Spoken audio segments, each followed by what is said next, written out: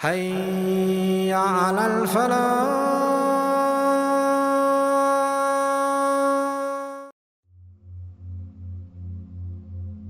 Assalamu alaikum wa rahmatullahi wa barakatuh. May the peace and blessings of the Almighty be upon one and all. Today we will be discussing a very important topic connected to the tongue. The tongue, as you know, is a gift of the Almighty. It is very small in size, but it can create so much havoc and it can cause so much damage that more than any other organ of the body. So it's important for us to know that the Almighty has created this tongue. You know, some scholars say so beautifully, He has put 32 guards that are so sharp around that tongue so that we think 32 times before we actually utter. And it's amazing how the tongue is so small, it moves 1,001 times in a minute up and down, and yet it does not get cut by these sharp knives around. This is the gift of the Almighty. So consider it a gift. Use it as a gift. And the reason we say this is to concentrate more on a specific department of the use of the tongue, and that is when it comes to those we mix with, beginning or starting with our wives, our husbands, our family members, our relatives, and then those we interact with, our friends, and so on. What we should know is that the tongue has several different uses. One of them is to taste food, one of them is to speak, and there are so many other uses of the tongue that are there. Some we may know, some we may not know.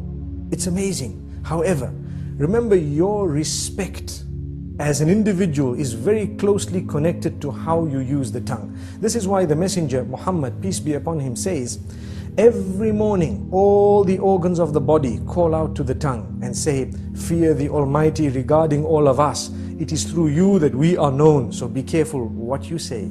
Amazing. Which means I have hands, I have legs, I have a brain, I have eyes, my whole body, my entire image, my identification. I am known as a good or a bad person based primarily on how I use my tongue. Have we ever thought of that? So if I use it correctly, I will be known as an upright individual. If I lie and swear, use vulgar language, scream and shout, they will know me as a bad person. But my legs have not committed a sin, my hands have not committed a sin, my hair and all the other parts of my body have committed no sin. The sin is committed by the tongue. And the tongue, yes, closely connected to the brain and all that, yes, correct. But ultimately it was the one used to relay what was within. This is why if you're not sure, don't speak. Speak when you're sure. Think about it, think twice. I'm sure we've all heard the saying, you've been given one mouth and two ears to speak half that of what you hear. So you hear more and you speak less. Sadly, a lot of us love to speak. And we just want to say anything and everything, no matter how it sounds. Not realizing, did you know, it is an act of worship to think before you speak. You're actually rewarded, an act of worship. The Almighty becomes pleased with us when we think before we speak. And not just think, but think of how many different ways there are for me to portray or to say what I have in my heart, to convey that message. If I've got 5 different ways of wording it, I need to select the best, most effective, most beautiful manner, and then I will speak. And if I speak using that best and most effective manner, I will automatically be able to please my Maker, and I will definitely cause or create lots of harmony and peace in my surroundings. So very importantly, let's use the tongue correctly. Number 1. Number 2 is not only the selection of words, the tone as well. Very closely connected to that. Some people scream and yell, they shout. Shouting will reduce your respect. The more you yell, the less people respect you. The next time you say something, nobody will want to listen to you because you're used to screaming. And this is the whole reason that we say, speak with a tone that is audible, but a respectable term, meaning respectful tone. You will find, and I'm sure we've all seen this, when someone has a habit of speaking with a calm tone and always relaxed, you will notice immediately that the minute they open their mouths, everyone is silent and listening. Whereas when you have another who's always yelling and screaming, everybody's yelling and screaming with them, no one knows whether they are serious or not serious. And imagine if you hear a person yell or scream who has never ever done that in his or her life. Automatically you would know that this is something very important because this person does not use this type of language or does not scream. Amazing. So This is the importance of the use of the tongue, how it gives the whole image of who we are just by its use.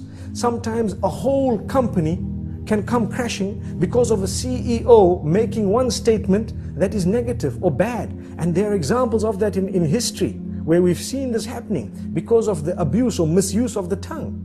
The same way a man who has always been respected can lose all his integrity within a split statement because of how bad it was and how evil it was. So we need to be careful.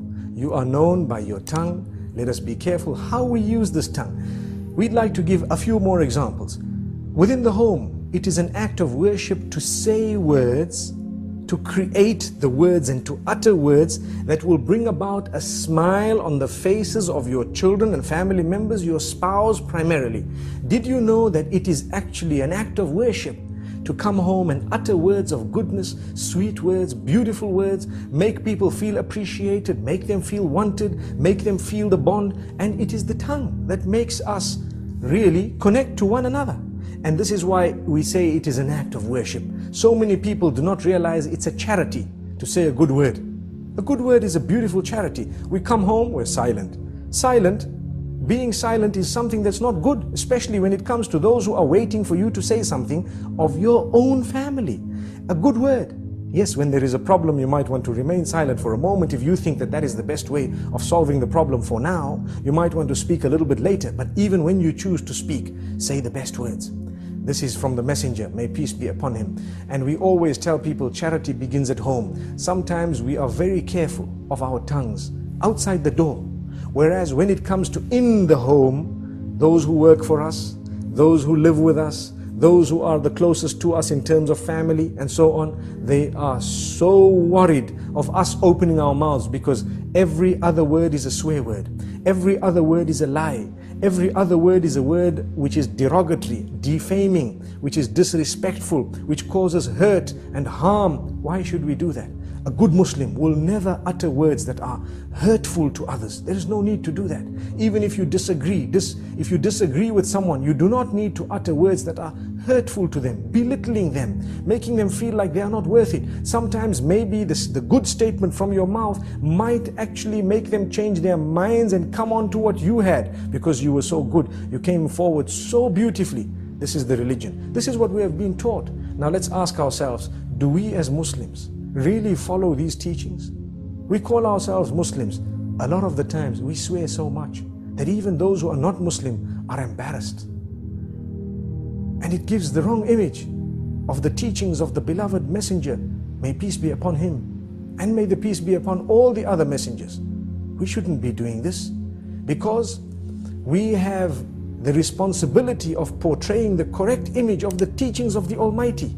And these teachings primarily begin with a good tongue. The messenger, when he was sworn, he did not swear back. He never swore back.